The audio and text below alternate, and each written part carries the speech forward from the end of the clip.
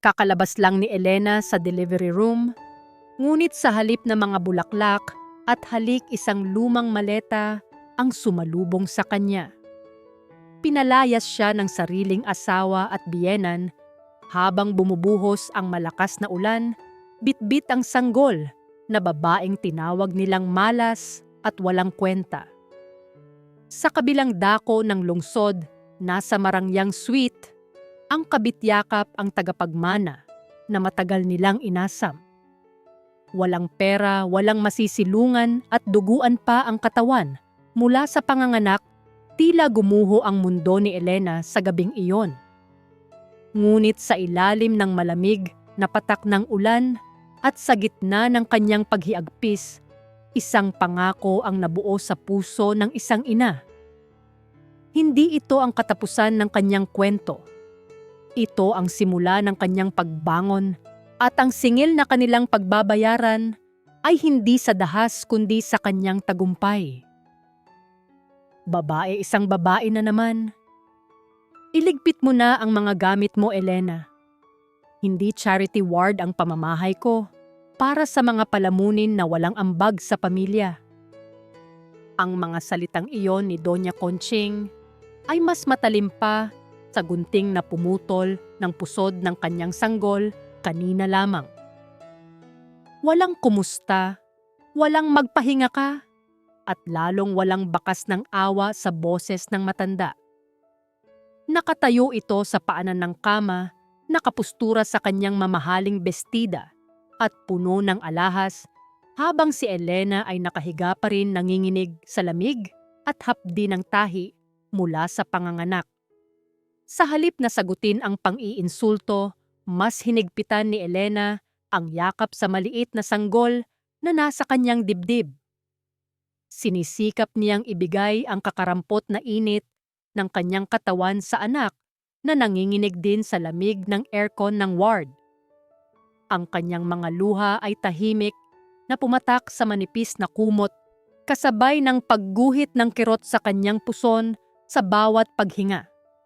Ito ang apo nito. Ito ang dugo at laman ng anak nito. Paanong ang isang lola ay makatingin sa isang bagong silang na sanggol nang may ganoong pandidiri? Bumukas ang pinto at pumasok si Marco. Ang pag-asa na saglit na sumibol sa dibdib ni Elena ay agad ding nalanta nang makita niya ang malamig na ekspresyon sa mukha ng asawa. Wala itong dalang pagkain o gamot.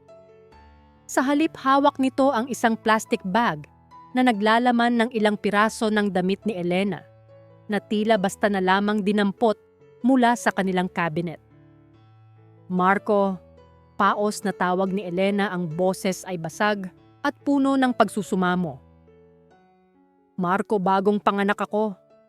Wala kaming matutuluyan ng anak mo. Parang awa mo na kahit ngayong gabi lang. Hindi makatingin si Marco ng diretso sa kanyang mga mata. Lumapit ito ngunit hindi para damayan siya. Mabilis na hinablot ni Marco ang huling pitaka na nakatago sa ilalim ng unan ni Elena. Pati na rin ang manipis na singsing na suot niya ang kaisa-isang alahas na natira sa kanya. Matapos niyang ibenta ang lahat para sa tuition ni Marco noong nag-aaral pa ito ng engineering. Kailangan ko ito, Elena. Katwiran ni Marco habang ibinubulsa ang singsing, ang boses ay walang bahid ng pagsisisi. Nangganak na rin si Vanessa sa St. Luke's. Lalaki ang anak namin. Kailangan ko ng pera pambayad sa bill at pambili ng gatas ng anak ko. Alam mo naman na short ako ngayon. Para bang sinaksak ng paulit-ulit ang puso ni Elena. Ang singsing na iyon ay galing pa sa namayapa niyang ina. At ang perang iyon ay inipon niya mula sa paglalabada habang nagbubuntis para sana sa bakuna ni Maya. Kinuha iyon ng asawa niya para sa anak ng ibang babae. Anak mo rin si Maya, Marco. Bulong ni Elena, ang boses ay halos hindi na lumabas sa sobrang paninikip ng dibdib. Dugo mo rin siya. Isang malas na bata. Singit ni Doña Conching, ang muka ay lukot na lukot sa galit. Sinabi na ng manghuhula na kapag babae ang panganay, dadalhin niya ang lahat ng swerte ng ama pababa sa hukay. Kaya pala nalulugi ang kumpanya, kaya pala nagkakasakit si Marco dahil sa batang iyan. At ikaw, Elena, wala kang kwentang asawa. Ni hindi mo mabigyan ng tagapagmana ang mga De Villa. Wala nang nagawa si Elena nang hilahin siya ng guard palabas ng ospital. Matapos bayaran ni Marco ang bill, hindi dahil sa awa, kundi para masigurong mailalabas na sila at hindi na maging sagabal pa. Iniwan siya ng mag-ina sa bangketa, kasama ang isang supot ng damit at ang sanggol na umiiyak sa gutom. Tila nakisama ang langit sa kanyang pagdadalamhati.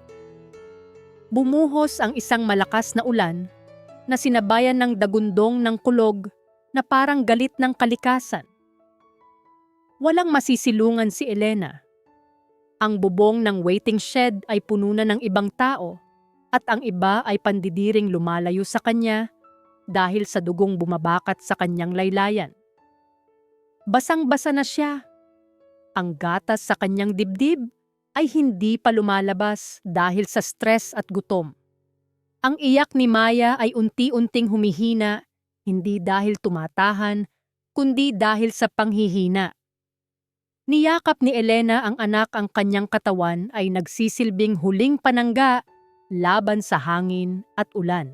Sa gitna ng ingay ng ulan at busina ng mga sasakyan, isang tanong ang paulit-ulit na umaling-awngaw sa isip ni Elena. Mas masakit pa sa pisikal na sugat ng kanyang katawan. Paanong ang taong minahal ko ng buong buhay ko, ang taong pinag-alayan ko ng lahat ng pangarap ko, ay nagawang itapon kami ng ganito? Ang ilaw ng mga sasakyan ay tila malabong panaginip sa kanyang paningin na unti-unting nanlalabo. Sa gabing iyon sa malamig na semento ng Maynila, namatay ang Elena na mapagmahal at martir. At sa bawat patak ng ulan na humahampas sa kanyang mukha, isang bagong Elena, ang pilit na isinisilang isang inang handang gawin ang lahat, kahit ang imposible, para lang mabuhay ang kanyang anak. Sa loob ng mansyon ng mga De Villa, tila hindi umiiral ang bagyo sa labas. Ang liwanag mula sa malaking chandelier ay sumasalamin sa mga kristal na baso ng wine na hawak ng mga bisita. Amoy na amoy ang halimuyak ng mamahaling roast beef at iba't ibang putahe na nakahain sa mahabang mesa, isang piging na inihanda para sa pagdating ng tagapagmana. Nakaupo si Vanessa sa isang silyang may malambot na kutsyon, balot ng mamahaling kumot na seda, habang si Doña Conching ay abala sa pagpapainom sa kanya ng mainit na sabaw ng manok na may ginseng. Ang bawat halakhak ni Doña Conching ay tila musika sa pandinig ni Vanessa. Panay ang puri ng matanda sa sanggol na lalaking mahimbing na natutulog sa isang kuna na gawa sa mahogany at nababalutan ng ginto. Hinahaplos ni Marco ang pisngi ng bata na may pagmamalaki, tila nalimutan na niya na may isa pa siyang anak na kapapanganak lang din sa gabing iyon. Habang abala ang mag-ina sa pag-aasikaso sa bata palihim, na kinuha ni Vanessa ang kanyang cellphone. Mabilis ang kanyang mga daliri sa pagtipa ng mensahe habang nakasilip sa gilid ng kanyang nanangding ng kanyang mata upang siguraduhing walang nakatingin. Ang kanyang mga labi ay gumuhit ng isang tusong ngiti nang mabasa ang reply ng kausap.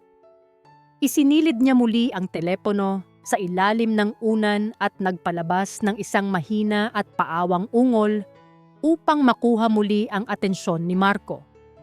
Agad namang lumapit ang lalaki puno ng pag-aalala at inayos ang unan sa likod ng kanyang kabitbulag. Sa katotohanang ang babaeng inaalagaan niya ay may itinatagong lihim na mas maitim pa sa gabing iyon. Samantala sa kabilang dako ng lungsod, ang mundo ni Elena ay kabaligtaran ng paraiso ni Marco. Ang bawat hakbang niya sa bahaing kalsada ng tondo ay parang paghakbang sa bubog. Ang kanyang mga binti ay nanginginig sa pagod at lamig, at ang kanyang puson ay kumikirot sa bawat galaw. Wala siyang payong. Ang tanging panangga ni Maya sa malakas na ulan ay ang manipis na katawan ni Elena na nakakurbang parang kuba upang protektahan ang sanggol na nasa kanyang dibdib. Ang tubig ulan ay humahalo sa mga luha sa kanyang pisngi, habang ang lamig ng hangin ay tumatagos hanggang sa kanyang buto. Wala siyang ibang matatakbuhan kundi ang kanyang tiya Nena, isang malayong kamag-anak na nakatira sa looban ng mga squatter. Nang marating niya ang barong-barong na gawa sa pinagtagpi-tagping yero at plywood, halos wala na siyang lakas upang kumatok. Ang kanyang kamao ay mahinang tumama sa pintong kahoy, isang tunog na halos matabunan ng ingay ng ulan sa bubong. Ilang sandali pa, bumukas ang pinto at tumambad ang gulat na mukha ni Tiya Nena. Ang matanda ay nakasuot ng kupas na duster at may hawak na gasera. Nang makita nito ang kalagayan ni Elena, basang-basa na mumutla at may bitbit na sanggol, agad itong napahawak sa bibig upang pigilan ang mapaiyak. Mabilis na hinila ni Tiya Nena ang mag-ina papasok sa masikip ngunit tuyong bahay. Ang amoy ng lumang kahoy at pritong tuyo ay sumalubong sa kanila, isang amoy na para kay Elena ay mas mabango pa sa anumang pabango sa mansyon ng mga De Villa dahil amoy ito ng malasakit. Pinaupo ng matanda si Elena sa tanging papag na kawayan sa loob ng bahay. Kumuha ito ng lumang tuwalya at marahang pinunasan ang basang buhok ng pamangkin. Pagkatapos ay kinuha nito ang maliit na bote ng efficacent oil at nagsimulang masahihin ang manhid at namamagang mga paa ni Elena. Ang init ng langis at ang magaspang ngunit mapag-arugang palad ni Tiya Nena ay nagbigay ng kaunting ginhawa sa pagod na katawan ng ina. Inihain ni Tiya Nena ang natitira niyang lugaw na may kaunting asin.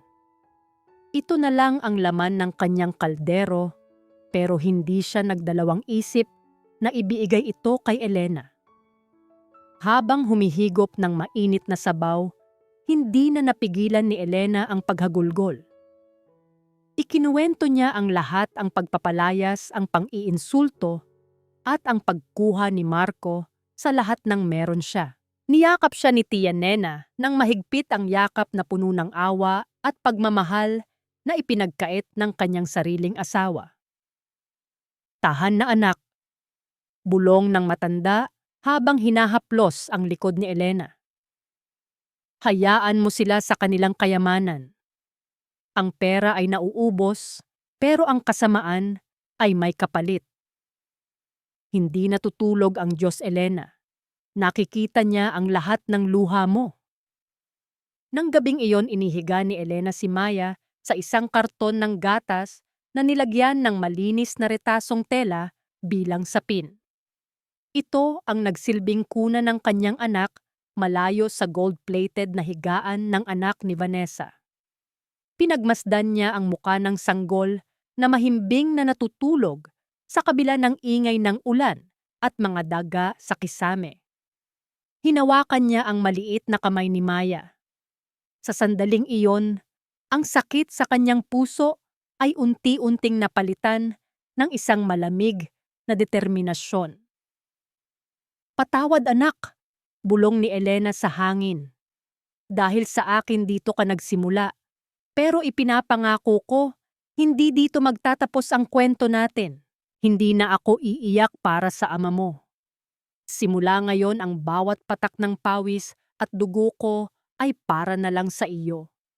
Ngunit ang pangako ng pagbangon ay agad na sinubok ng tadhana. Sa kalagitnaan ng gabi nagising si Elena sa isang mahinang ungol mula sa karton. Nang hawakan niya si Maya para siyang napaso, ang katawan ng sanggol ay nag-iinit na parang apoy.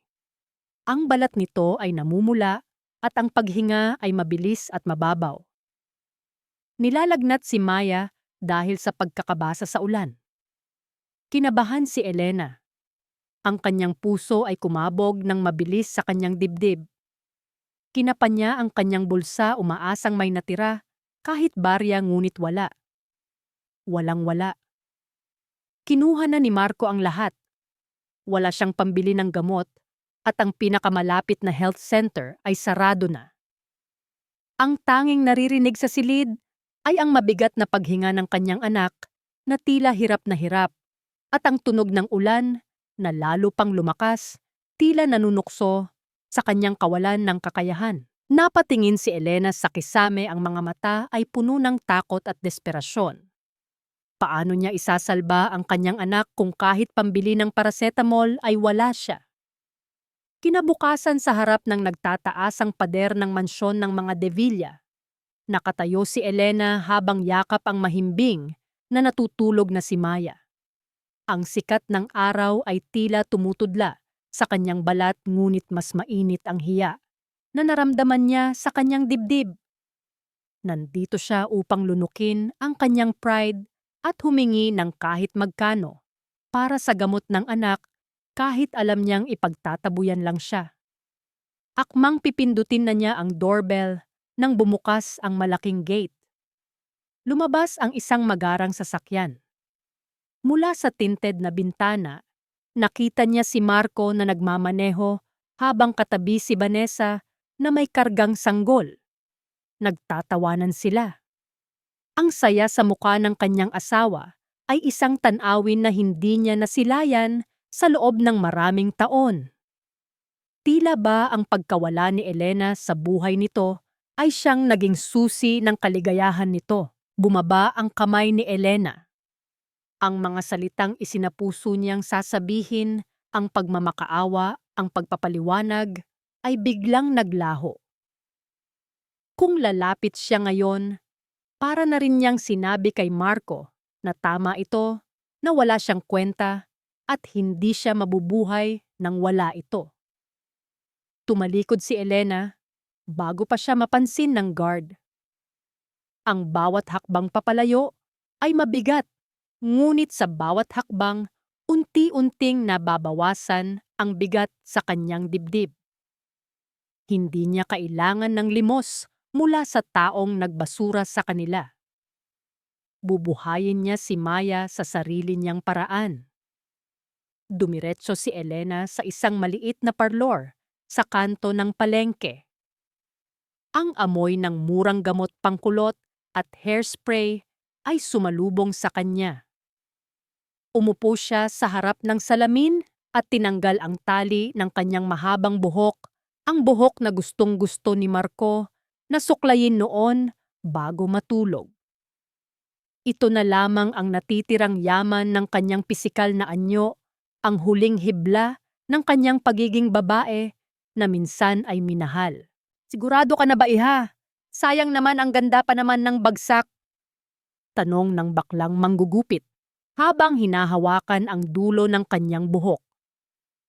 Tumango si Elena habang pinipigilan ang pagtulo ng luha. Opo, kailangan ko po ng puhunan. Gupitin niyo na po lahat. Ang bawat paglapat ng gunting ay tila pagputol din sa kanyang nakaraan. Ang tunog ng bakal na humihiwa sa kanyang buhok ay umaling-aungaw sa kanyang isipan bilang hudyat ng pagtatapos ng isang kabanata.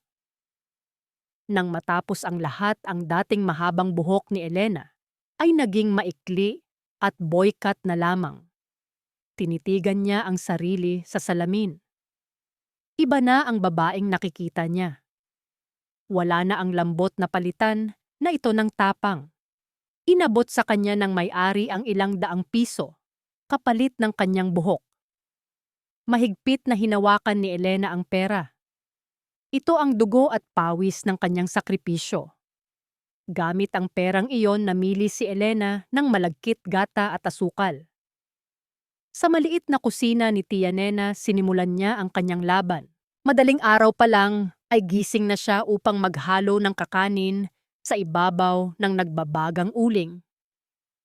Ang usok ay humahalo sa pawis sa kanyang noo, at ang init ng apoy ay nagpapapula sa kanyang pisngi, ngunit hindi siya tumigil. Karga si Maya sa isang makeshift na duyan sa kanyang likuran. Inikot ni Elena ang buong barangay at ang mga katabing opisina. Ang bigat ng bilao sa kanyang ulo ay nagpapanakit sa kanyang leeg at ang init ng kalsada ay tumatagos sa kanyang manipis na tsinelas. Kakanin sapin-sapin biko kayo dyan. Ang sigaw niya, ang boses ay pinatitigas ng pangangailangan. Maraming beses siyang tinaboy ng mga guard. May mga pagkakataong hinahabol siya ng mga asong galat. Kailangan niyang protektahan ang mga paa ni Maya habang tumatakbo. May mga matapobreng kostumer na nandidiri sa hitsura niya at minamaliit ang kanyang paninda. Ngunit sa bawat panlalait, mas lalo lamang niyang inaayos ang pagkakabalot ng kanyang mga kakanin. Sa tapat ng isang building, isang lalaking naka-Amerikana ang huminto sa harap niya. May suot itong salamin at mukhang disente. Ito ay si attorney Gabriel, bagaman hindi pa ito kilala ni Elena sa panahong iyon. Tinitigan ng lalaki ang pawisang mukha ni Elena at ang sanggol sa likod nito. Isang balot ng sapin-sapin, miss, sabi ng lalaki sa mababang boses. Mabilis na nagbalot si Elena. Inabot ng lalaki ang isang buong 500 piso. Naku sir, wala po akong panukli sa buo. Nahihiyang sabi ni Elena. Keep the change, sagot ng lalaki habang tinatanggap ang kakanin. Bago ito tumalikod, nag-iwan ito ng isang tingin na hindi awa kundi paghanga. Ingatan mo ang baby mo. Natulala si Elena habang hawak ang pera. Sa unang pagkakataon, naramdaman niyang may halaga ang kanyang pagod. Hindi siya namalimos. Nagtrabaho siya. Nang hapong iyon, habang nagbibilang ng barya, sa papag nakabili na siya ng antibiotic at gatas para kay Maya. Ang lagnat ng bata ay bumaba na rin sa wakas. Kinuha ni Elena ang natirang piraso ng biko na hindi nabenta. Hinati niya ito at kahit wala pang muwang pinadila niya ang matamis na kakanin sa nguso ni Maya. Tumawa ang sanggol, isang tunog na para kay Elena ay mas mahalaga pa sa lahat ng kayamanan sa mundo. Nagkatinginan sila ni Tia Nena at nagngitian. Sa gitna ng kahirapan, may munting tagumpay silang pinagsasaluhan. Ngunit ang panandaliang kapayapaan ay biglang naglaho nang marinig nila ang malakas na kalabog sa pintuan. Bumukas ito at pumasok ang may-ari ng paupahan, si Aling Meding na may dalang listahan ng utang. Ang mukha nito ay hindi maipinta sa galit. Nena, ilang buwan na kitang pinagbibigyan. Sigaw ng babae na umalingaw-ngaw sa buong bahay. Ngayon nagdagdag ka pa ng palamunin. Akala mo ba hindi ko alam na may tinatago kang mag-ina dito? Napatayo si Tia Nena, nanginginig ang mga tuhod. Aling Meding, parang awa nyo na. Nagbabayad naman po kami pakonti-konti. Hindi ko kailangan ng barya, itinuro ni Aling Meding si Elena at ang natutulog na si Maya. Kung hindi nyo mababayaran ang buong 3 buwang upa, ngayon din lumayas kayo. Ayoko ng ampunan dito. May uupa na iba, bukas na bukas din. Niyakap ni Elena si Maya ng mahigpit. Ang takot na naramdaman niya noong gabing pinalayas siya sa ospital ay muling bumalik. Mas matindi at mas nakakasakal. Saan sila pupunta? Wala na silang ibang matatakbuhan. Ang ulan sa labas ay nagsisimula na namang bumuhos, tila nagbabadya ng panibagong unos sa kanilang buhay na wala nang masisilungan. Mabilis na lumipas ang panahon, tila hangin na dumaan sa pagitan ng mga daliri. Ang 5 taon ay nag-iwan ng malalalim na marka sa buhay ng bawat isa, ngunit para kay Elena ang mga markang ito ay hindi peklat ng sugat, kundi medalya ng kanyang katatagan. Sa isang mataong kalsada sa Santa Mesa, nakatayo ang Elena's Kusina, isang karinderya na hindi nauubusan ng pila. Ang amoy ng nilulutong kaldereta at sinigang ay humahalo sa mainit na hangin na umaakit sa mga gutom na trabahador at estudyante. Sa loob abala si Elena. Hindi na siya ang babaeng humahagulgol sa ulan 5 taon na ang nakakaraan. Ang Elena ngayon ay nakasuot ng malinis na apron, ang kanyang buhok ay nakapusod ng maayos at ang kanyang mukha ay may ningning ng kumpiyansa. Ang bawat kilos niya ay puno ng sigurado at direksyon mula sa pag-aasikaso ng order hanggang sa pagngiti sa mga suki. Sa tabi ng kahera, nakaupo ang isang batang babae na may matatalinong mata at mahabang buhok na nakapigtail. Ito si Maya, 5 taong gulang na ngayon. Hindi siya naglalaro ng manika. Sa halip abala siya sa pagtulong sa kanyang ina. Mabilis ang kanyang mga kamay sa pag-abot ng sukli at magalang ang kanyang boses sa pagbati sa mga customer. Isang matandang driver ang lumapit sa counter at inabot ang bayad kay Maya. Ngumiti ang bata at agad na kinuwenta ang sukli sa isip lamang na tila ba isang maliit na calculator ang kanyang utak. Ang galing talaga ng anak mo, Elena. Papuri ng matanda habang tinatanggap ang barya mula sa maliliit na palad ni Maya. Manang-mana sa sipag mo. Swerte ng magiging tatay niyan balang araw. Natigilan sandali si Elena sa kanyang ginagawa. Ang banggit ng salitang tatay ay nagdulot ng isang pamilyar na kirot sa kanyang dibdib, ngunit mabilis niya itong pinalitan ng isang ngiti.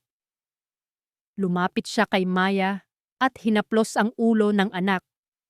Tumingala si Maya, ang mga mata ay nagniningning sa pagmamahal. Siya ang buhay ni Elena, ang dahilan kung bakit kinaya niyang bumangon mula sa abo ng nakaraan. Si Maya ang kanyang swerte, ang kanyang lucky charm na nagdala ng biyaya sa kanilang maliit na negosyo. Samantala sa loob ng mansyon ng mga De Villa, ang hangin ay mabigat at puno ng tensyon, kabaligtaran ng init at sigla sa karinderya ni Elena. Nasa sala si Doña Conching, nakaupo sa kanyang paboritong silyon, habang minamasahe ang kanyang sentido. Ang kanyang muka ay mas matanda na ngayon, puno ng mga linyang dulot ng stress at pagkadismaya. Sa harap niya nagwawala ang 5 taong gulang na si Junior. Ibinabato ng bata ang mga mamahaling laruan sa sahig dahil ayaw nitong uminom ng gamot. Ang muka ng bata ay maputla at ang katawan ay payat, tila laging sakitin. Bumukas ang pinto ng kwarto at lumabas si Vanessa, nakasuot ng damit na pang-alis at amoy na amoy ang mamahaling pabango. Ni hindi niya tinapunan ng tingin ang anak na umiiyak. "Aalis ka na naman," sita ni Doña Conching, ang boses ay nanginginig sa inis. "Vanessa, ang anak mo ay nilalagnat na naman. Kailangan niya ng ina, hindi ng yaya." Padabog na inilapag ni Vanessa ang kanyang bag sa mesa. "Mami, may appointment ako sa derma. At saka nandyan naman ang yaya, di ba? Binabayaran natin sila para alagaan si Junior. Masyado kayong stress, kaya pumapangit lalo ang aura ng bahay na ito eh." "Aura?" Napataas ang boses ni Doña Conching. "Ang sabihin mo wala kang kwentang ina? Tignan mo nga yung anak mo. Linggo-linggo na lang nasa ospital. Ang laki-laki ng gastos sa pagpapasalin ng dugo at mga gamot. At tignan mo ang mukha niya, Vanessa. Habang lumalaki, lalong walang hawig kay Marco. Sigurado ka bang De Villa ang batang yan? Namutla si Vanessa sa ilalim ng kanyang makapal na makeup. Ang kanyang mga mata ay nanlaki sa takot, ngunit mabilis niya itong tinakpan ng galit. "Huwag niyo akong simulan, Mami," anak ni Marco si Junior. Ang tadhana lang talaga ang may gusto na maging sakitin siya. "Huwag niyo isisi sa akin ang genes ng pamilya niyo." Tinalikuran ni Vanessa ang biyenan at nagmamadaling lumabas ng bahay. Ang tunog ng pagsara ng pinto ay umaling-awngaw sa buong mansyon na iniwan si Doña Conching na nakatingin sa apo na patuloy sa pag-iyak. May kung anong kaba sa dibdib ng matanda, isang kutob na pilit niyang iwinawaksi ngunit patuloy na bumabalik. Bakit nga ba ibang-iba ang dugo ng bata, bumalik ang eksena sa karinderya? Pasado 2:00 na ng hapon at humupa na ang dagsa ng tao. Isang kartero ang pumasok at nag-abot ng isang puting sobre kay Elena. Pinunasan ni Elena ang kanyang mga kamay sa apron at tinanggap ang sulat. Invitation to bid ang nakasulat sa labas. Ito na ang hinihintay niya, ang pagkakataong makapag-supply ng pagkain sa isang malaking kumpanya. Ito ang magiging susi para makalipat sila ni Maya sa isang maayos na apartment at makaalis na sa squatters area. Ngunit nang buksan niya ang sulat at basahin ang pangalan ng kumpanya, tila huminto ang pagtibok ng kanyang puso. Nanigas ang kanyang buong katawan at ang dugo sa kanyang mukha ay tila naubos. Ang nakasulat sa letterhead ay MDV Construction Corporation. At sa ibaba nito, ang pangalan ng President at CEO, Engineer Marco De Villa. Nanginig ang mga kamay ni Elena, hawak ang papel. Ang nakaraan na pilit niyang ibinaon ay muling kumatok sa kanyang pintuan, hindi bilang isang multo, kundi bilang isang oportunidad.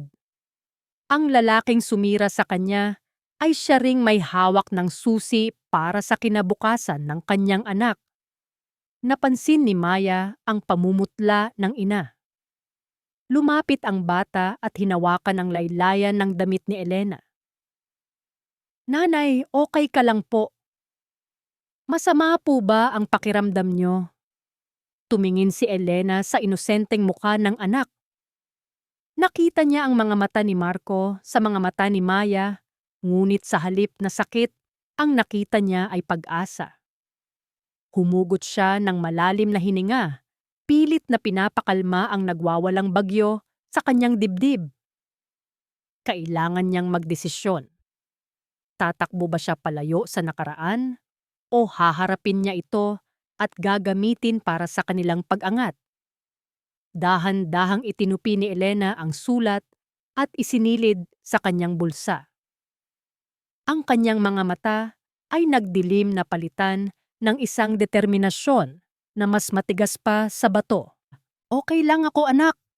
Sagot ni Elena, ang boses ay matatag, ngunit may halong pait. "May kukunin lang tayo na sadyang para sa atin." Sa labas nagsimulang kumulimlim. Ang langit tila nagbabadya ng isang muling pagkikita na yayanig sa kanilang tahimik na mundo. Malamig at tahimik ang loob ng conference room ng MDV Construction. Ang tanging naririnig ay ang mahinang ugong ng aircon at ang bulungan ng ilang board members na naghihintay sa simula ng presentasyon. Nakaupo si Marco sa kabisera, nakakunot ang noo habang hinihilot ang kanyang sentido. Mukhang pagod ito at walang gana, tila ang bigat ng kumpanya ay nakadagan sa kanyang mga balikat. Sa kanyang tabi ay nakaupo si Vanessa, abala sa pagtingin sa kanyang refleksyon sa isang maliit na salamin, tila walang pakialam sa seryosong transaksyon na magaganap. Bumukas ang mabigat na pinto ng kwarto. Lahat ng mata ay napabaling sa entrada. Isang babae ang pumasok nang may matikas na lakad. Nakasuot ito ng simpleng cream blazer at itim na slacks na lalong nagpatingkad sa kanyang makinis at kayumangging balat. Ang kanyang buhok na dati ay maikli ay mahaba na muli at nakapusod ng maayos sa likod ng kanyang ulo. Wala nang bakas ng dumiluha o pagkaawa sa kanyang mukha. Ang tanging nakikita ay ang ningning ng kumpiyansa at determinasyon. Natigilan si Marco. Ang kanyang mga mata ay nanlaki at bahagyang bumuka ang kanyang bibig. Para siyang nakakita ng multo. Pamilyar ang mga mata ng babae, pamilyar ang kurba ng ilong, ngunit hindi niya maipag-ugnay ang imaheng ito sa babaeng kanyang itinapon sa ulan 5 taon na ang nakalilipas. Magandang umaga, gentlemen. Bati ni Elena, ang kanyang boses ay malumanay ngunit puno ng otoridad. Ako po si Elena Rodriguez, ang may-ari ng Elena's Kusina. Napahinto si Vanessa sa paglalagay ng lipstick. Dahan-dahan itong lumingon at tinitigan si Elena mula ulo hanggang paa. Isang mapang-uyam na ngiti ang gumuhit sa kanyang labi. Elena, tumawa ng mapakla si Vanessa, ang tunog ay matining sa loob ng tahimik na kwarto. Wait, you look familiar. Ikaw yung dating naglalabada sa amin, hindi ba? Yung asawa ni... Oh wait, yung ex-wife pala. Nagkaroon ng bulungan sa loob ng kwarto. Ang mga tingin ng ibang board members ay nagpalipat-lipat kay Marco at kay Elena. Ramdam ni Elena ang init na gumagapang sa kanyang leeg, ngunit humugot siya ng malalim na hininga. Hindi siya nagpunta dito para magpaapi. Nandito ako bilang isang negosyante, Mrs. De Villa, sagot ni Elena, nang hindi pinuputol ang tingin kay Vanessa. Ang pinag-uusapan natin ay ang nutrisyon at kalusugan ng inyong mga empleyado, hindi ang nakaraan. Negosyante, pang-iinsulto muli ni Vanessa. Baka naman panis na kakanin at pritong tuyo lang ang ipakain mo sa workers namin. This is a corporate bidding, Elena. Hindi ito palengke. Bago pa man makasagot si Marco o si Elena, bumukas muli ang pinto. Pumasok ang isang lalaking nakauniporme ng abogado, matangkad at kagalang-galang. Ito si Attorney Gabriel. Dire-diretso itong naglakad papunta sa tabi ni Elena. Sa halip na magsalita agad, hinawakan nito ang sandalan ng upuan ni Elena at marahang hinila ito para makaupo ang dalaga. Ang simpleng galaw na iyon ay puno ng respeto at proteksyon na nagpatigil sa pang-iinsulto ni Vanessa. Good morning! Bati ni Gabriel, ang boses ay baritono at buo. I am Attorney Gabriel Arevalo, Legal Counsel at Business Partner ng Elena's Kusina.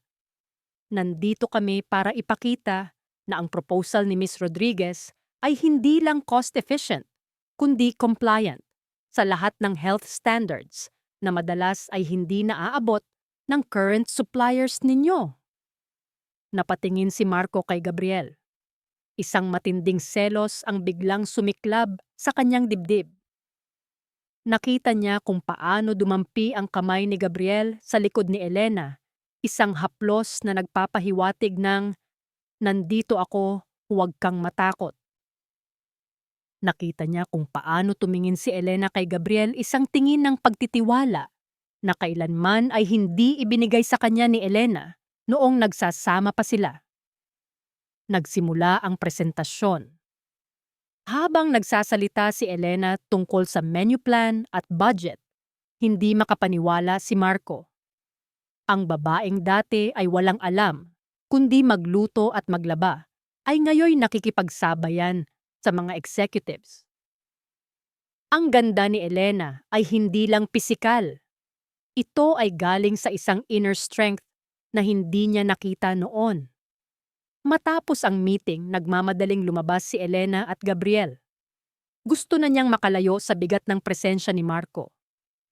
Ngunit bago pa man sila makasakay sa sasakyan ni Gabriel sa parking lot, narinig nila ang mabilis na mga hakbang na humahabol sa kanila. Elena, sandali. Lumingon sila. Nakatayo si Marco, hinihingal at magulo ang buhok.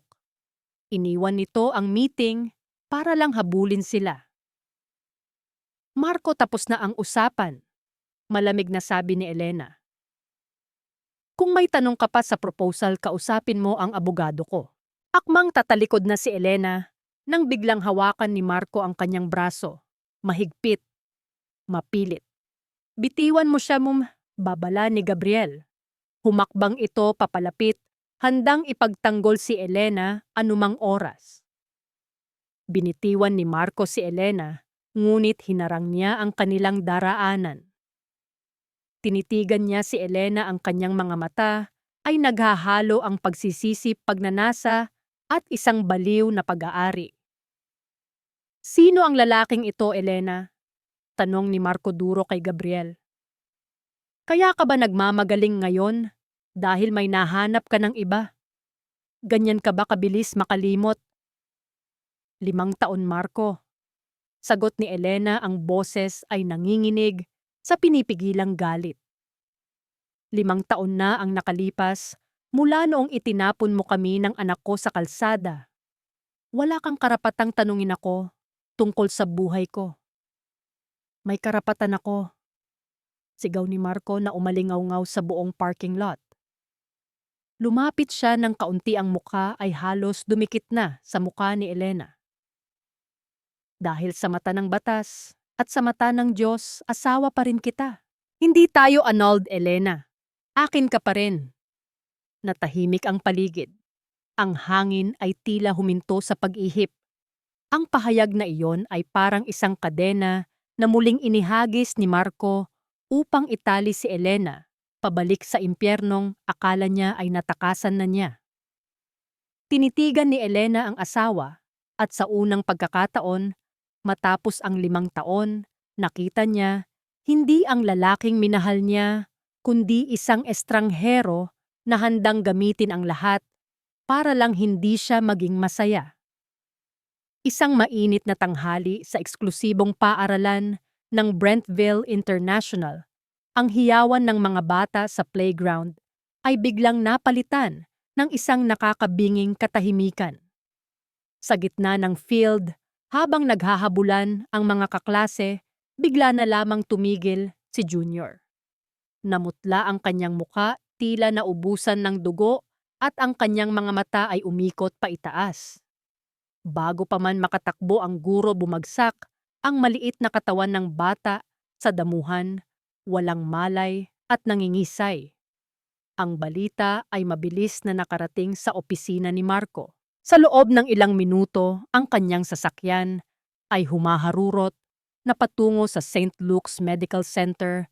Ang kanyang puso ay kumakabog sa takot na baka mawala ang kaisa-isa niyang tagapagmana. Sa emergency room, naabutan ni Marco si Doña Conching na umiiyak habang hawak ang kanyang rosaryo. Si Vanessa naman ay nasa isang sulok na katulala at namumutla, tila mas takot sa sarili niyang anino kaysa sa kalagayan ng anak. Lumabas ang doktor na may seryosong mukha. Si Dr. Ramirez, isang matalik na kaibigan ng pamilya at kilala rin ni Attorney Gabriel. Marco, panimula ng doktor, ang boses ay mababa at puno ng pag-aalala. Stable na si Junior, pero kailangan niya ng agarang pagsasalin ng dugo. Mababa ang kanyang platelet count at hemoglobin dahil sa isang congenital condition na ngayon lang lumabas. Kunin niyo ang dugo ko, Doc. Mabilis na sagot ni Marco habang tinatanggal ang kanyang coat at itinataas ang manggas ng polo. Ako ang ama, siguradong match kami. Ngunit hindi gumalaw ang doktor. Sa halip, tinitigan nito si Marco nang may halong awa at pagkalito. Tumingin din ito kay Vanessa na biglang nag-iwas ng tingin at pinaglaruan ang laylayan ng kanyang mamahaling blusa. Iyon na nga ang problema, Marco. Buntong hininga ng doktor. Sinuri namin ang blood type ni Junior para sa cross-matching. Type AB. Negative ang bata. Ikaw ay type O positive at si Vanessa ay type A. Natigilan si Marco. Kahit hindi siya doktor, alam niya ang basic biology mula sa kolehiyo. Ang isang type O na ama at type A na ina ay imposibleng magbunga ng type AB na anak. Tila huminto ang pag-ikot ng mundo sa loob ng kwartong iyon. Ang amoy ng alkohol at gamot ay biglang naging masangsang sa kanyang pang-amoy. Ano ang ibig mong sabihin, Doc? Tanong ni Marco, ang boses ay nanginginig. Ngunit may halong pagbabanta. Nagkakamali lang kayo ng test. Anak ko yan, kamukha ko siya. Marco, ang siyensya ay hindi nagsisinungaling. Sagot ng doktor ng mariin. Para masiguro natin ang tamang treatment. At para na rin sa peace of mind mo, iminumungkahi ko na magpa-DNA test tayo ngayon din. Rush result. Gawin mo. Utos ni Marco. Ang kanyang mga mata ay lumipat kay Vanessa na ngayon ay nanginginig na sa takot at hindi makatingin sa kanya ng diretso. Gawin mo ngayon din. Habang hinihintay ang resulta na parang hatol ng kamatayan sa kabilang dako ng lungsod, isang ibang uri ng pamilya ang nabubuo. Sa maliit, ngunit maaliwalas na sala ng apartment ni Elena, nakaupo si Maya sa sahig habang nagkukulay ng isang drawing book. Nasa kusina si Elena, naghahanda ng merienda habang si attorney. Gabriel ay nakaupo sa sofa, tinutulungan si Maya na ayusin ang mga krayola nito. Tito Gab, tanong ni Maya habang itinataas ang kanyang drawing. Tignan mo po, ito si nanay, ito ako, at ito po ikaw. Tinignan ni Gabriel ang drawing. Isang simpleng guhit ng 3 stick figures na magkahawak kamay sa ilalim ng araw. Napangiti ang abogado, ngunit may kirot sa kanyang puso. Ang ganda naman, Maya, sabi ni Gabriel habang hinahaplos ang buhok ng bata. Pero bakit ako ang nandyan? Nasaan ang papa mo? Tumigil si Maya sa pagkulay. Tumingin ito kay Gabriel gamit ang mga matang kasing lalim ng kay Elena. Sabi po ni nanay ang papa daw ay hindi yung nagbigay lang ng pangalan. Ang papa daw ay yung laging nandyan. Yung hindi nangiiwan. Lumabas si Elena mula sa kusina, bit-bit ang isang tray ng juice at sandwich. Narinig niya ang sinabi ng anak at nagkatinginan sila ni Gabriel. Sa sandaling iyon, walang salitang namutawi sa kanilang mga labi, ngunit ang kanilang mga mata ay nag-usap. Isang pangako ng proteksyon at pagmamahal na dahan-dahang umuusbong hindi dahil sa dugo, kundi dahil sa pagpili. Bumalik ang eksena sa ospital. Gabi na. Ang ulan sa labas ay nagsisimula nang bumuhos tila inuulit ang gabing itinapon si Elena. 5 taon na ang nakakaraan. Ngunit ngayon ang bagyo ay nasa loob ng puso ni Marco. Bumukas ang pinto ng opisina ng doktor. Inabot ni Dr. Ramirez ang isang puting sobre kay Marco. Ang kamay ng doktor ay mabigat ng bitawan ang papel. Nanginginig ang mga kamay ni Marco habang binubuksan ang selyado ng sobre. Si Doña Conching ay nakahawak sa kanyang dibdib, hinihingal sa kaba. Si Vanessa ay nakayuko sa isang sulok, umiiyak ng walang tunog. Binuklat ni Marco ang papel. Ang kanyang mga mata ay mabilis na dumako sa huling bahagi ng dokumento. Probability of paternity, 0.00%, at sa ilalim nito ang konklusyon na dumurog sa kanyang pagkalalaki at sa kanyang buong pagkatao, excluded. Ang papel ay dahan-dahang nalukot sa kamao ni Marco. Ang katahimikan sa kwarto ay nabasag hindi ng siga, kundi ng tunog ng kanyang paghinga, na tila isang hayop na nasugatan. Tumingin siya kay Vanessa. Ang babaeng ipinalit niya sa tapat na asawa. Ang babaeng dahilan kung bakit niya itinapon ang kanyang tunay na pamilya. No way. Ang tanong ni Marco ay halos pabulong, ngunit puno ng lason. Sino ang ama ng batang iyon? Umatras si Vanessa, ang takot ay nakaguhit sa bawat linya ng kanyang muka. Alam niyang wala na siyang kawala. Ang kasinungalingang itinayo niya sa loob ng 5 taon ay gumuho na parang kastilyong buhangin sa isang iglap. At sa labas ng bintana, ang kidlat ay gumuhit sa madilim na langit na parang hudyat na nagsisimula na ang singil ng tadhana. Ang karma ay hindi na kumatok. Ito ay pumasok na ng lime, ang pampamunan tuluyan at winasak ang pintuan. Ang mamahaling vase na galing pa sa Europa ay tumama sa pader at nagkawatak-watak sa libu-libong piraso na tila sumasalamin sa kasalukuyang estado ng pamilya de Villa. Ang mga bubog ay nagkalat sa makintab na sahig ng mansyon, kasabay ng pagkalat ng katotohanang matagal nang itinago sa dilim. Nakatayo si Marco sa gitna ng sala, ang kanyang dibdib ay umaalon sa tindi ng galit at ang kanyang mga mata ay nanlilisik kay Vanessa. Ang papel na naglalaman ng DNA result ay nakalatag sa paanan ng kanyang asawa, isang patunay ng pagtataksil na hindi na mapapasinungalingan. Paano mo nagawa ito sa akin? Ang boses ni Marco ay nanginginig hindi lang sa puot, kundi sa sakit ng pagkakaroon ng pusong winasak ng tiwala. 5 taon, Vanessa. 5 taon kitang pinalamon, binihisan at minahal. Ipinagpalit ko ang asawa ko at ang anak ko para sa'yo, tapos ito ang isusukli mo. Ang anak ng ibang lalaki. Sa halip na lumuhod at humingi ng tawad, dahan-dahang tumayo si Vanessa mula sa sofa. Pinahiran niya ang kanyang luha, ngunit ang kanyang mukha ay biglang nagbago.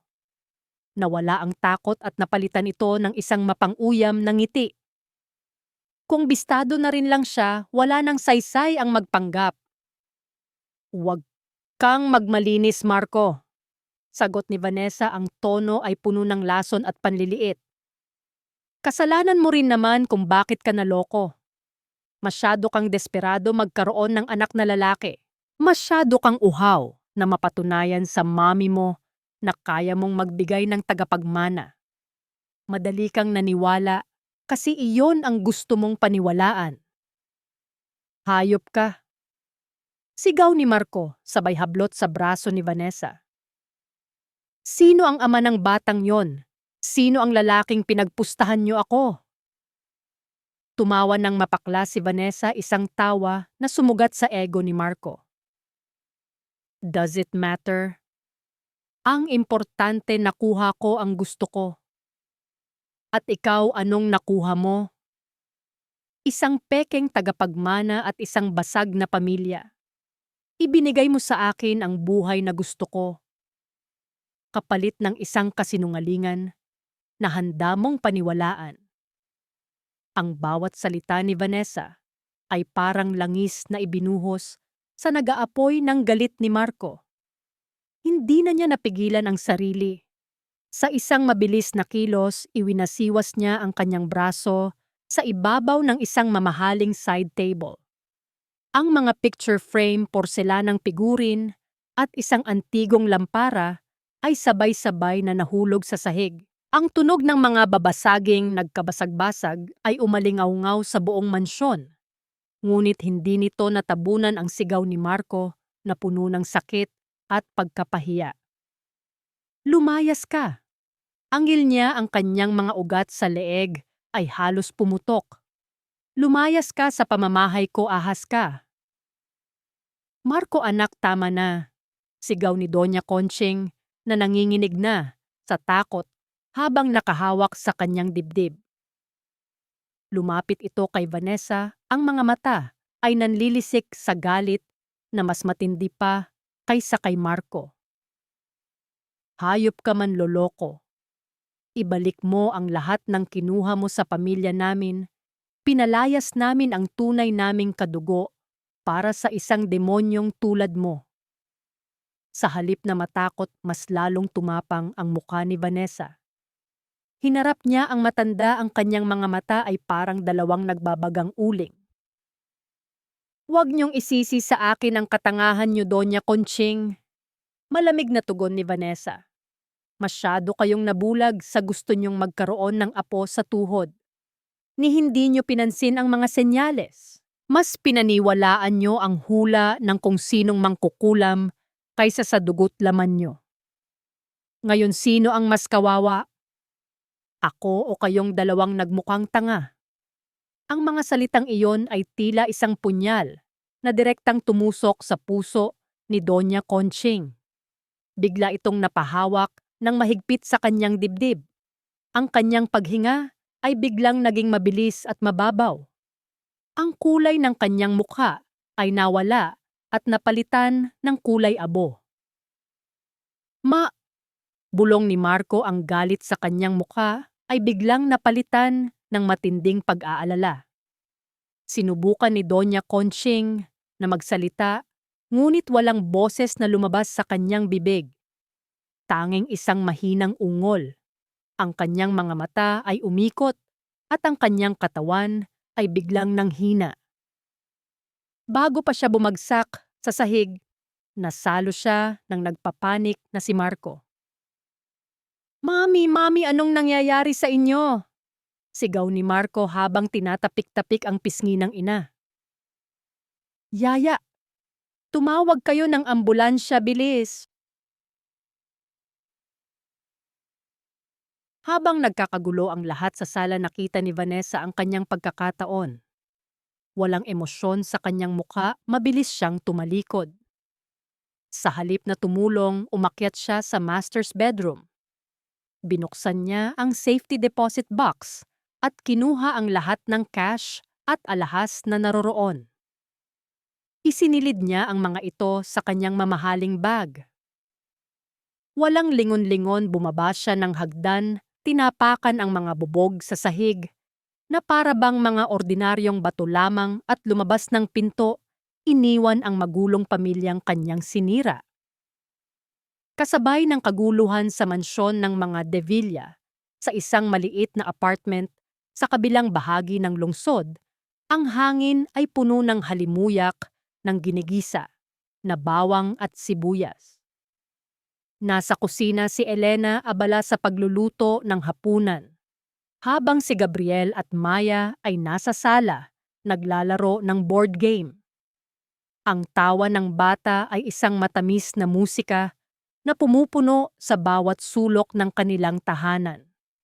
Walang sigawan, walang basag na gamit, tanging kapayapaan at simpleng kaligayahan. Isang larawan ng pamilya na hindi nabuo sa dugo, kundi sa pag-aaruga at respeto. Dumating ang ambulansya sa mansyon ng mga De Villa. Isinakay nila si Doña Conching sa stretcher. Habang dinadala palabas ang matanda, ay bahagyang nagkamalay. Ang kanyang mga mata ay nanlalabo, ngunit sa gitna ng kanyang paghihirap, isang pangalan ang paulit-ulit na binubulong ng kanyang mga labi. Isang pangalan na matagal na niyang itinakwil. "Maya, ang apo ko, si Maya." Naiwang mag-isa si Marco sa gitna ng nawasak nilang sala. Tumingin siya sa paligid, sa mga basag na bubog, sa mga natapong pagkain sa larawan nilang pamilya, na ngayon ay nakataob na sa sahig. Ang lahat ng pinaghirapan niya, ang lahat ng isinakripisyo niya ay naglaho sa isang iglap. Kumuha siya ng isang bote ng alak mula sa bar at dire-diretsong ininom ang laman nito. Ang init ng alak ay gumapang sa kanyang lalamunan, ngunit hindi nito kayang pawiin ang lamig ng pag-iisa na bumabalot sa kanyang puso. Basag, wasak, walang halaga. Iyon siya ngayon. Sa gitna ng kanyang kalasingan, isang muka ang biglang pumasok sa kanyang isip. Ang muka ni Elena. Ang babaeng minsan niyang minahal ng totoo. Ang babaeng nag-iisang hindi siya niloko. Padabog niyang ibinagsak ang bote sa sahig, kinuha ang susi ng kanyang kotse at nagmamadaling lumabas. Ang kanyang mga mata ay puno ng isang desperadong liwanag. Kailangan niya si Elena. Kailangan niyang bawiin ang nag-iisang bagay na totoo sa kanyang buhay. Sumakay siya sa sasakyan at pinaharurot ito sa dilim ng gabi, patungo sa direksyon kung saan niya huling nakita ang babaeng kanyang sinaktan, hindi alintana ang panganib na dala ng kanyang galit at kalasingan. Natigil ang tawanan sa loob ng apartment ni Elena nang marinig nila ang sunod-sunod na malalakas na kalampag sa pintuan. Ang tunog ay hindi pangkaraniwan. Ito ay puno ng desperasyon at galit na tila ba may gustong gibain ang pinto mula sa labas. Nagkatinginan si Elena at Gabriel.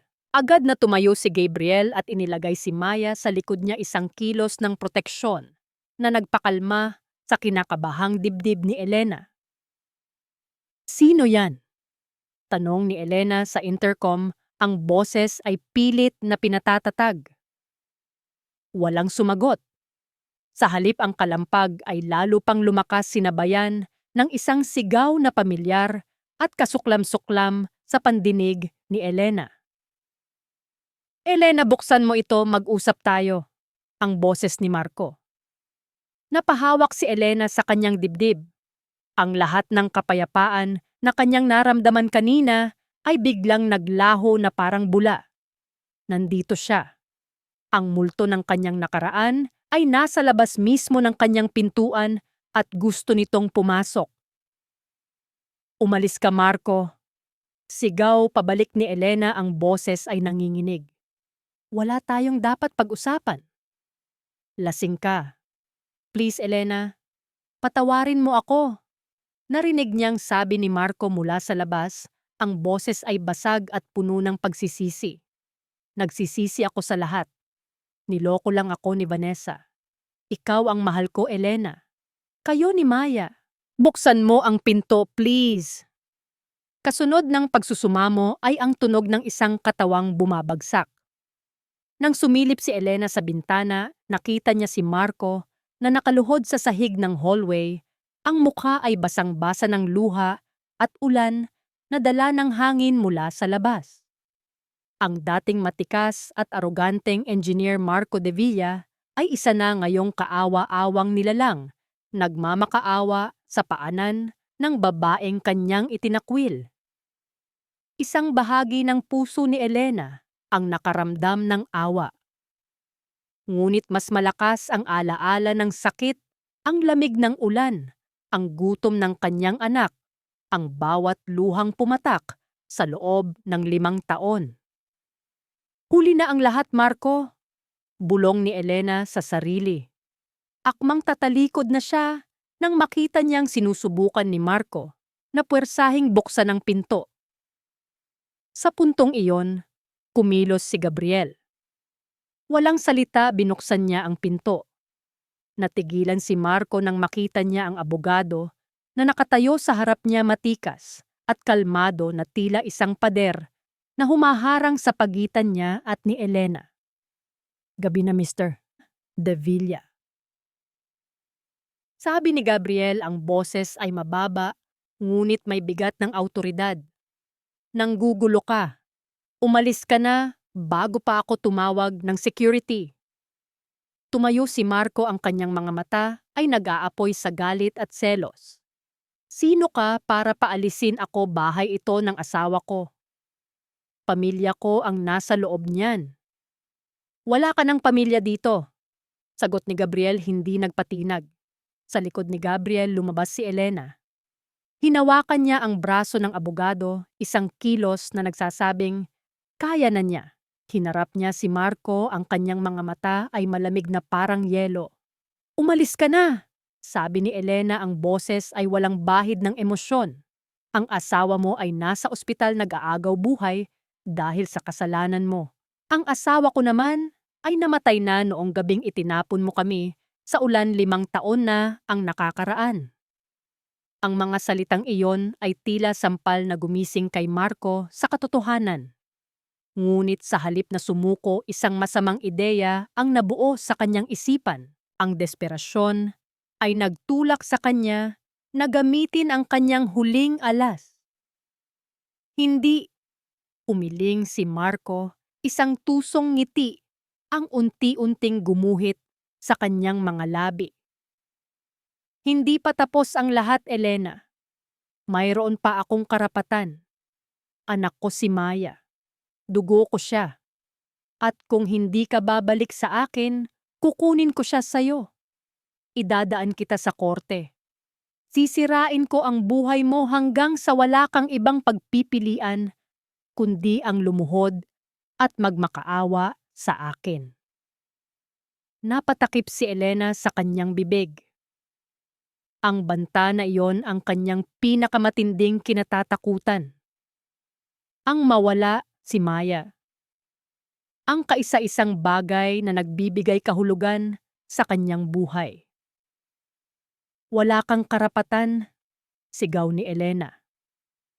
Mayroon pa. Sagot ni Marco, ang boses ay puno ng kumpiyansa ng isang taong alam na hawak niya sa leeg ang kalaban. Tingnan natin kung sino ang papanigan ng korte, isang hamak na may-ari ng karinderya o isang mayamang inhinyero na kayang ibigay ang lahat sa anak niya.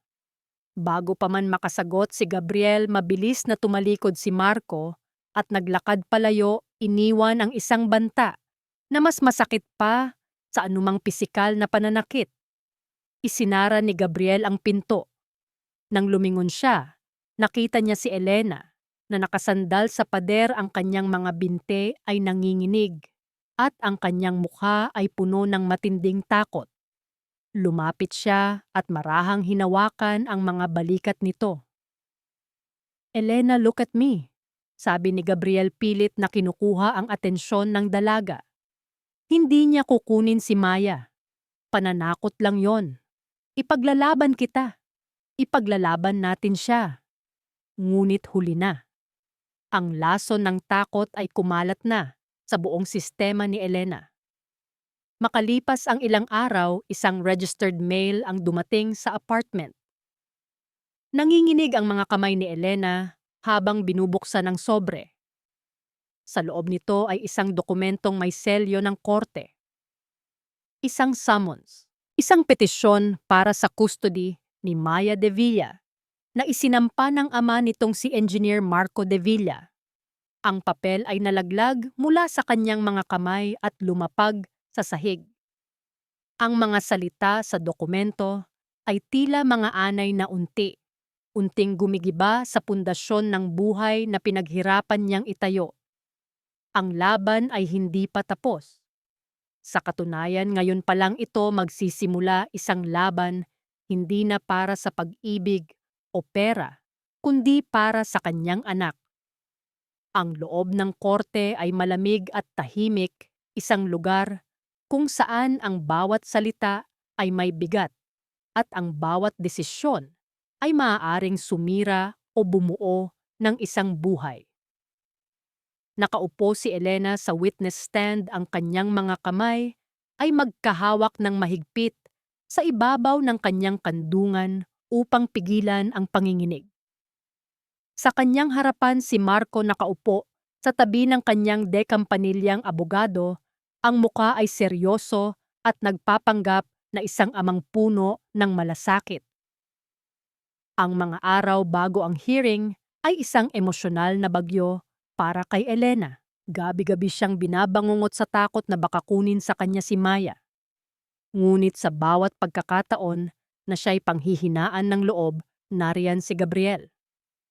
Pinag-aralan nila ang bawat anggulo ng kaso, inihanda ang bawat dokumento, at higit sa lahat, pinalakas ni Gabriel ang loob ni Elena, sinisigurong hindi ito nag-iisa sa laban.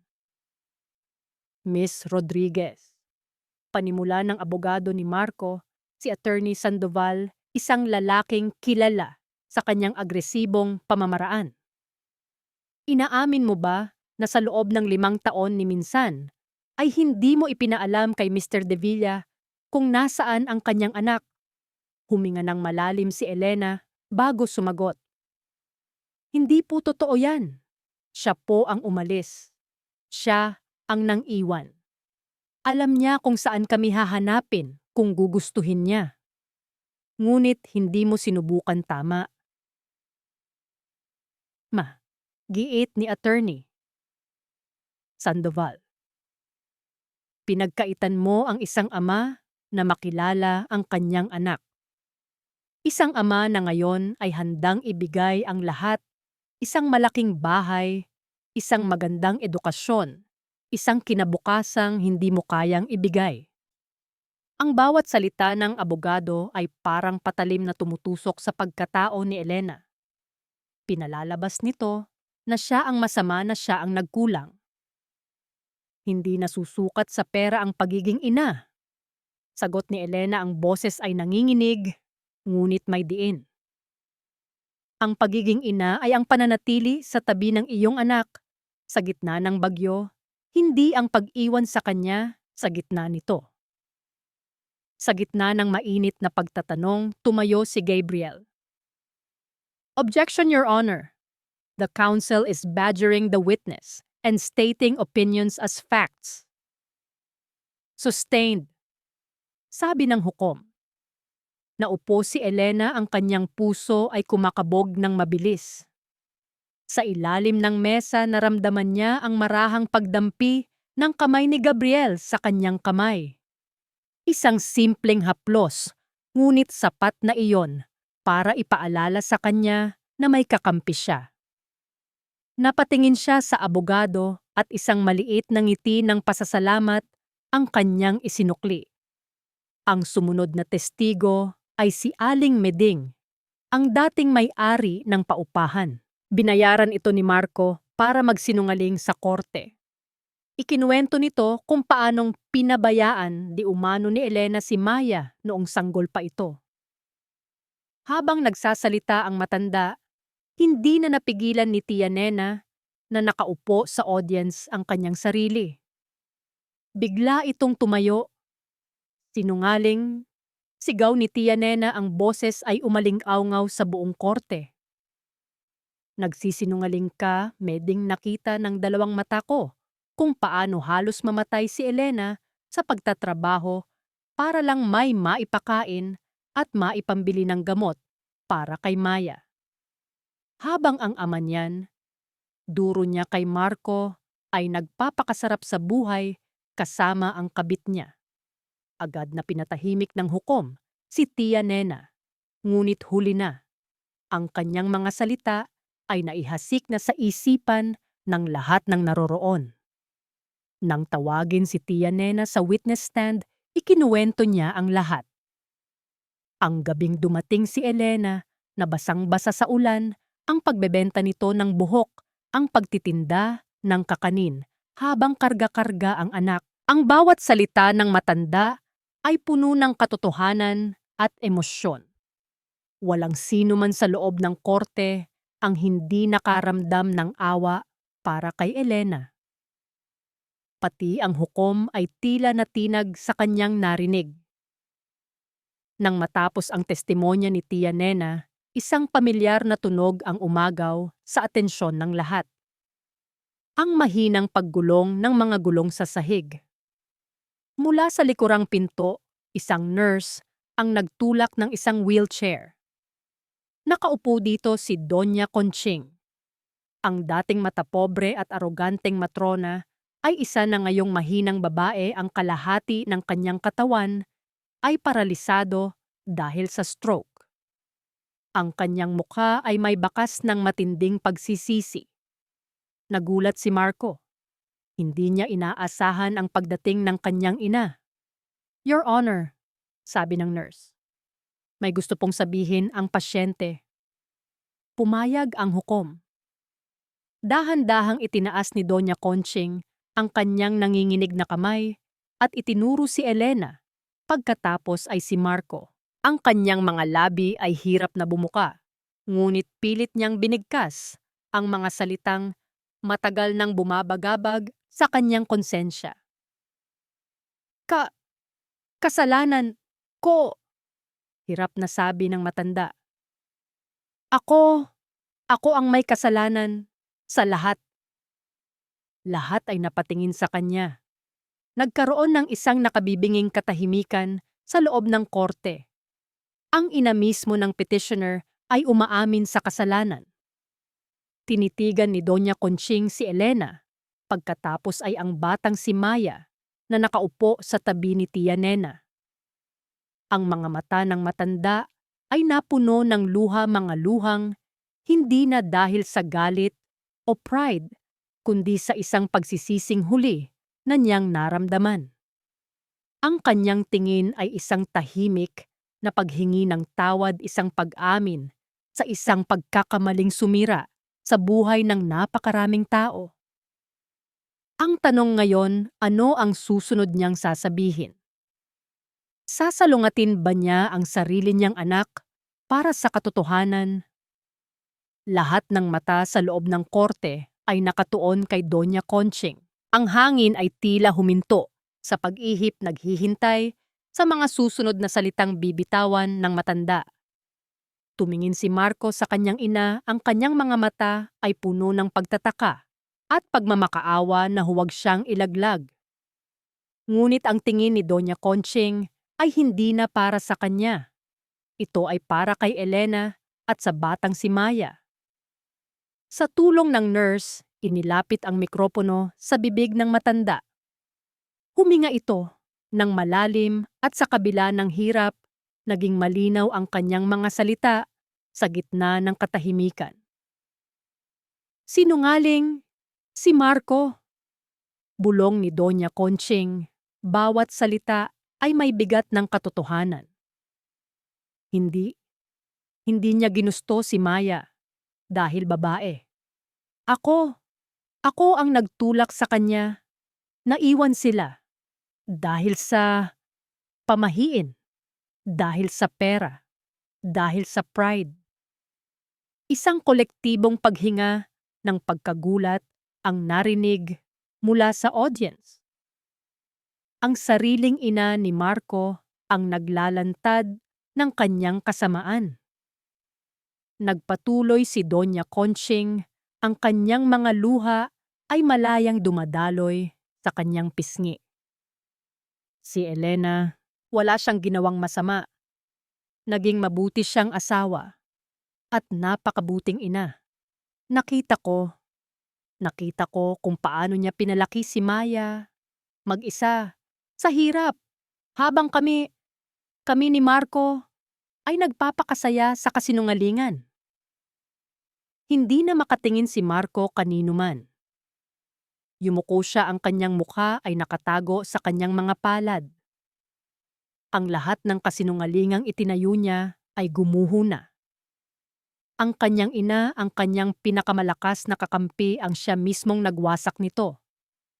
Para siyang isang sundalong naiwan sa gitna ng giyera, walang armas at walang kalasag. Your Honor. Pagtatapos ni Doña Conching, ang kanyang boses ay halos pabulong na lamang sa pagod, ngunit ang mensahe ay malinaw na parang kristal. Ang batang iyan, si Maya, siya ang tunay na Devilla, at ang lugar niya ay sa piling ng kanyang ina. Walang iba.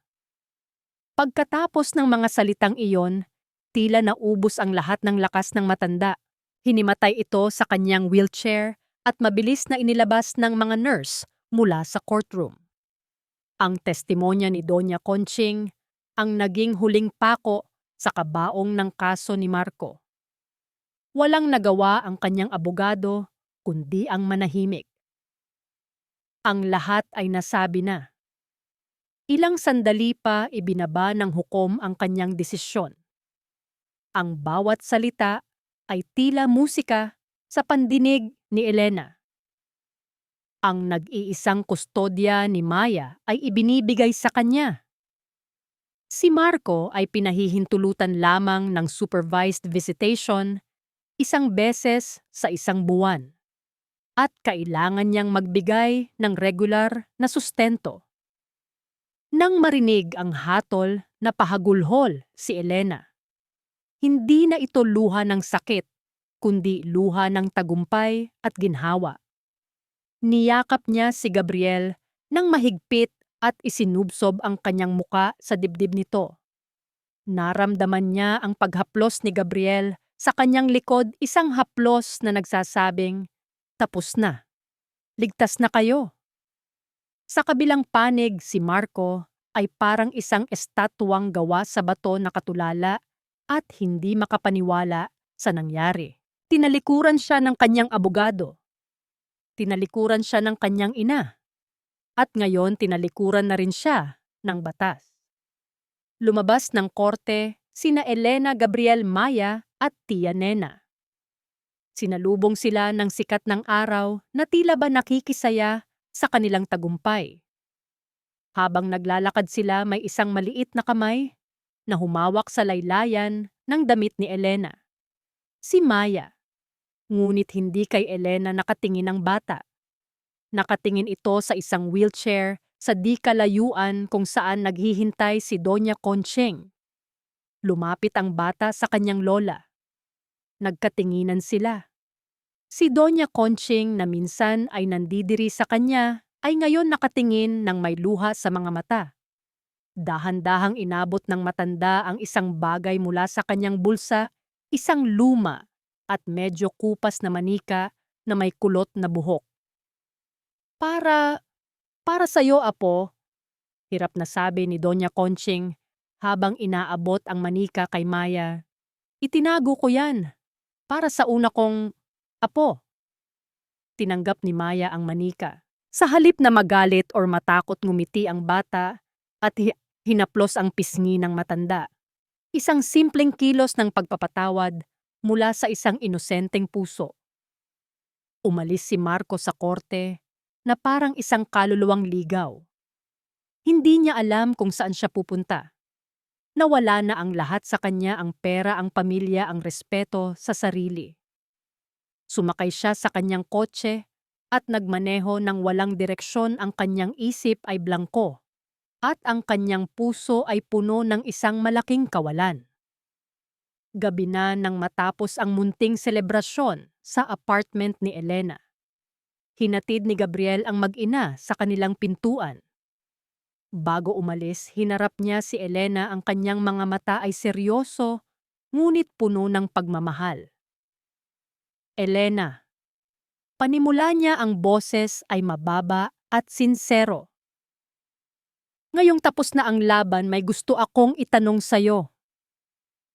Mula sa kanyang bulsa, kumuha si Gabriel ng isang maliit na kahon. Binuksan niya ito. Sa loob, isang simpleng singsing na may maliit na diamante ang kumikinang sa ilalim ng ilaw ng hallway. "Will you marry me?" tanong niya. "Hayaan mo akong maging pamilya niyo ni Maya. Hayaan mo akong alagaan kayo, hindi dahil sa obligasyon, kundi dahil mahal na mahal ko kayo." Natigilan si Elena. Ang kanyang puso ay tumalon sa tuwa, ngunit kasabay nito ay ang pag-atake ng isang pamilyar na takot. Ang takot na masaktan muli. Ang alaala ng isang singsing na minsan na ring isinuot sa kanyang daliri, isang pangakong napako at naging bangungot. Tinitigan niya ang singsing, pagkatapos ay ang mga mata ni Gabriel na puno ng pag-asa. Gusto niyang sumagot ng oo, ngunit walang salitang lumabas sa kanyang bibig. Ang kanyang katahimikan ang naging sagot. Ang sugat ng nakaraan ay hindi pa pala tuluyang naghihilom. Lumipas ang ilang araw matapos ang alok ni Gabriel, ngunit ang singsing ay nanatili sa loob ng kahon. Ang katahimikan ni Elena ay isang pader na hindi kayang tibagin ng pangunawa ng abogado. Alam ni Gabriel na ang sugat ni Elena ay mas malalim kaysa sa kanyang nakikita, kaya't binigyan niya ito ng espasyo kahit pa ang bawat araw ng paghihintay ay isang pagsubok sa kanyang sariling pasensya. Isang hapon habang nag-iimpake ng mga gamit si Elena sa karinderya, dinalaw siya ni Tia Nena. Dala ng matanda ang paboritong merienda ni Elena, turon na may langka. Naupo sila sa isa sa mga bakanteng lamesa. Anak, panimula, ni Tia Nena, habang pinagmamasdan ang pamangkin na tila malalim ang iniisip. Huwag mong hayaang ang anino ng isang masamang lalaki ay takpan ang liwanag na dala ng isang mabuti. Hindi lahat ng lalaki ay si Marco. Napabuntong hininga si Elena. Alam ko po, Tia. Mabait si Gabriel. Sobra. At iyon po ang nakakatakot. Paano kung hindi ko kayang suklian ang kabutihan niya? Paano kung sa huli masaktan ko lang siya dahil sa takot ko? Ang pag-ibig, Elena, ay laging isang sugal. Sagot ng matanda habang hinahawakan ang kamay ni Elena. Pero mas mabuting sumugal at masaktan kaysa habambuhay na magsisi na hindi mo sinubukan. Ang kanilang pag-uusap ay natigil nang marinig nila ang tunog ng teleponong nagri-ring. Sinagot ito ni Elena. Boses ni Gabriel ang nasa kabilang linya, ngunit hindi ito ang karaniwang malambing na tono. Ang boses niya ay mababa at puno ng pag-aalala. Elena, kailangan mong maging matatag, sabi ni Gabriel. Naaksidente si Marco. Kritikal ang lagay niya sa ospital. Para bang binuhusan ng malamig na tubig si Elena.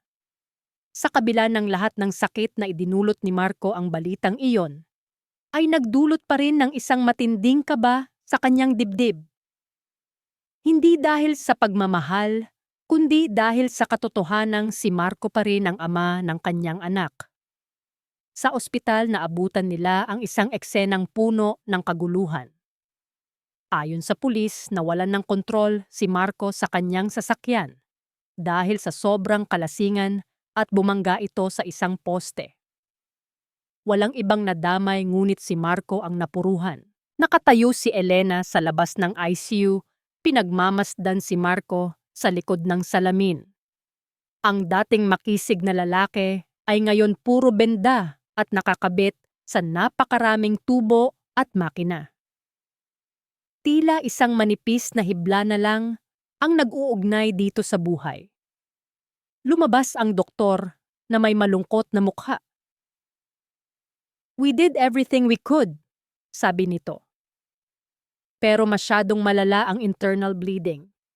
It's only a matter of time.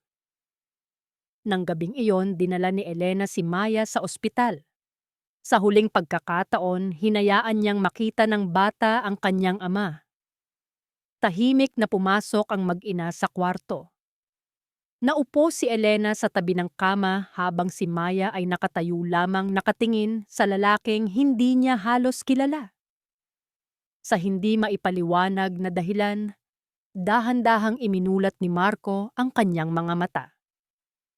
Tila naramdaman niya ang presensya ng kanyang mag-ina. Ang kanyang tingin ay nanlalabo, ngunit nakita niya ang mukha ni Elena at ng batang kamukhang-kamukha nito.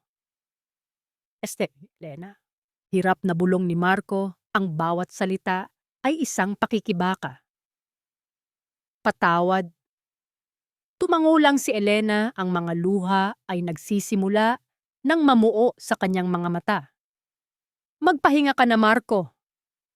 Inilipat ni Marco ang kanyang tingin kay Maya. Sinubukan niyang iangat ang kanyang kamay upang hawakan ang bata, ngunit wala na siyang lakas. Isang ngiti na puno ng sakit at pagsisisi ang gumuhit sa kanyang mga labi. Ang ganda ng anak natin, hirap niyang sabi, alagaan mo siyang mabuti. Tumingin siya muli kay Elena, ang kanyang mga mata ay nagmamakaawa. Maging masaya ka. Elena, deserve mo yan. Itinuro niya ang isang sobre na nasa bedside table. Para kay Maya, yan. Pagkatapos ng mga salitang iyon, ang kanyang paghinga ay unti-unting bumagal. Ang mahinang tunog mula sa heart monitor ay naging isang tuloy-tuloy at walang katapusang linya. Pumikit si Marco sa huling pagkakataon at ang lahat ng sakit-galit at pagsisisi ay naglaho kasama ng kanyang huling hininga. Niyakap ni Elena si Maya ng mahigpit. Hindi umiyak ang bata, ngunit naramdaman ni Elena ang panginginig ng maliit nitong katawan. Sa kabila ng lahat, sa harap ng kamatayan, ang galit ay nawala. Ang natira na lamang ay isang malalim na pakiramdam ng paglaya at isang pait na dulot ng mga salitang sana. Sa libing ni Marco, iilan lamang ang dumalo. Wala na ang kanyang mga kaibigan sa negosyo, wala na rin ang mga kamag-anak na dati ay laging nakapaligid sa kanya. Tanging si Elena Mayatianena at si Gabriel ang naroon, kasama ang ilang matatapat na empleyado mula sa kanyang kumpanya. Si Doña Conching ay hindi nakarating dahil sa kanyang kalagayan. Nang matapos ang seremonya at paalis na ang lahat, nanatili si Elena sa harap ng puntod.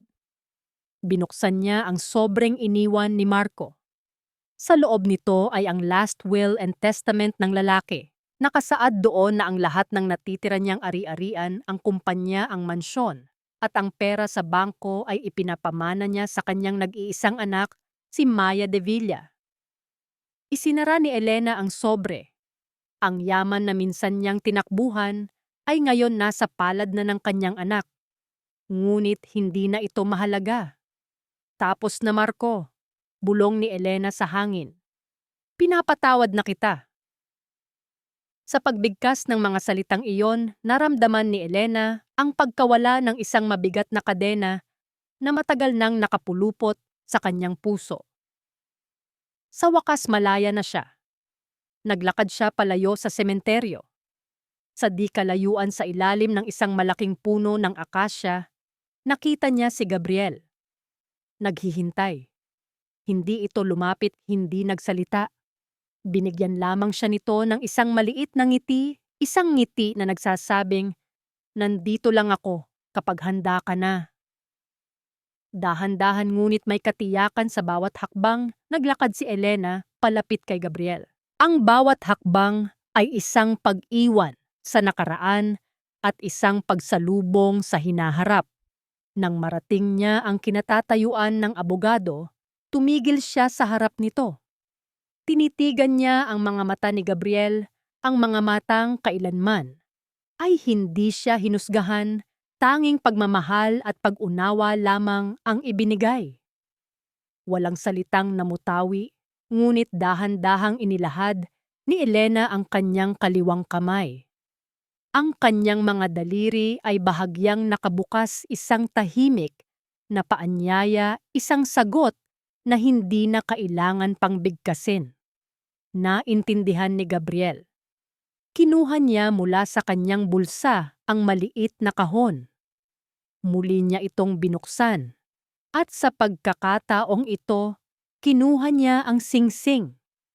Dahan-dahan at may sukdulang pag-iingat, isinuot niya ito sa daliri ni Elena. Sakto. Perpekto. Ang sinag ng papalubog na araw ay tumama sa maliit na diamante, lumilikha ng isang maliit na bahaghari sa kanilang mga kamay.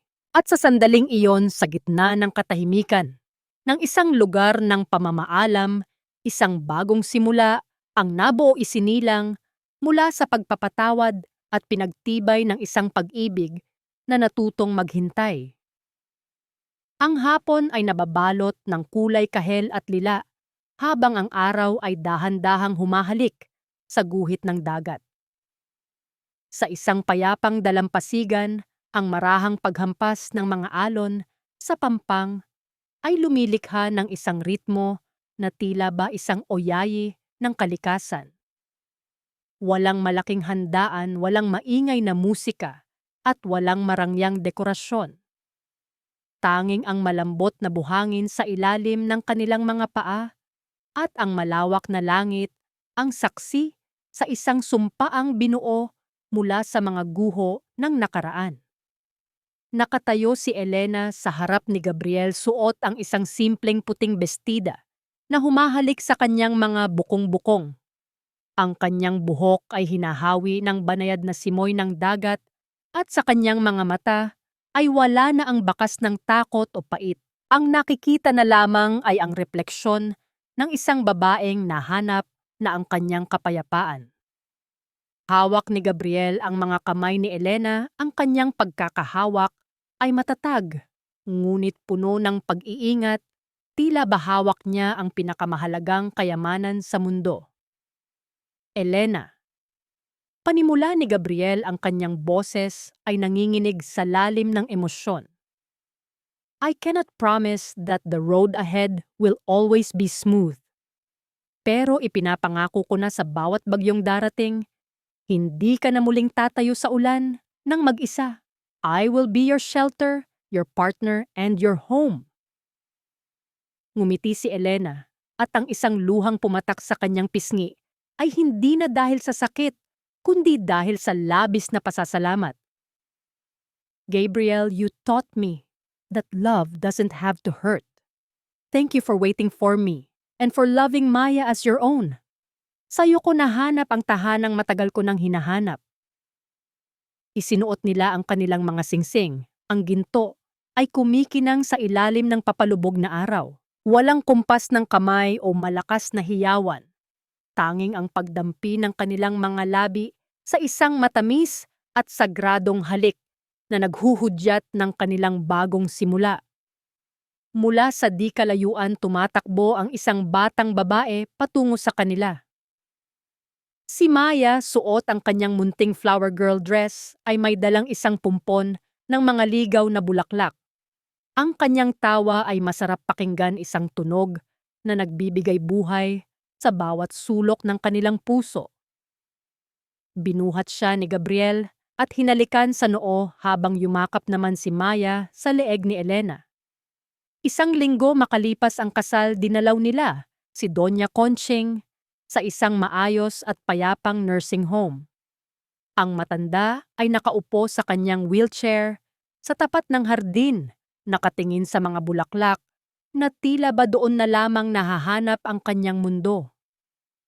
Bagaman paralisado ang kalahati ng kanyang katawan, ang kanyang isip ay nananatiling gising sa mga alaala ng kanyang mga pagkakamali.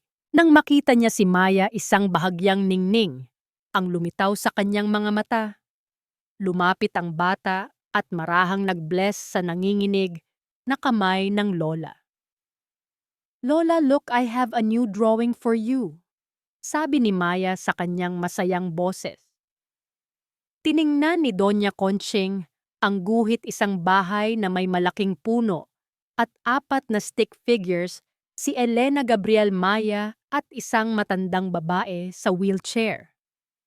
Isang mahinang ungol ng pagkaantig ang lumabas sa bibig ng matanda at ang kanyang mga daliri ay marahang humawak sa kamay ni Maya. Sa huling yugto ng kanyang buhay, natutunan niya na ang tunay na yaman ay hindi matatagpuan sa pangalan o sa lupain, kundi sa pagpapatawad ng isang inosenteng puso. Ang mansyon ng mga De Villa ay nananatiling nakatayo, ngunit ito ay ginawa ng isang foundation para sa mga inang biktima ng pang-aabuso at mga batang itinakuwil. Ang yaman ni Marco ay ginamit ni Elena upang maging tulay ng pag-asa para sa iba, isang paraan upang linisin ang madilim na bahagi ng kanilang kasaysayan. Sa huling gabi ng kanilang honeymoon, nakatayo si Elena sa balkonahe ng kanilang bagong bahay. Pinagmamasdan niya ang buwan na nagbibigay ng pilak na liwanag sa paligid. Naramdaman niya ang mga bisig ni Gabriel na pumulupot sa kanyang baywang mula sa likuran, at ang init ng katawan nito ay nagpaalis sa lamig ng gabi. Ano ang iniisip mo? Bulong ni Gabriel sa kanyang tainga. Iniisip ko lang kung gaano kalayo na ang narating natin, sagot ni Elena. habang sumasandal sa dibdib ng asawa. Naisip ko na ang tahanan pala ay hindi nasusukat sa taas ng pader o sagara ng mga kagamitan. Ang tunay na tahanan ay kung saan ka pinapahalagahan, kung saan ka ligtas, at kung saan ang puso mo ay malayang magmahal.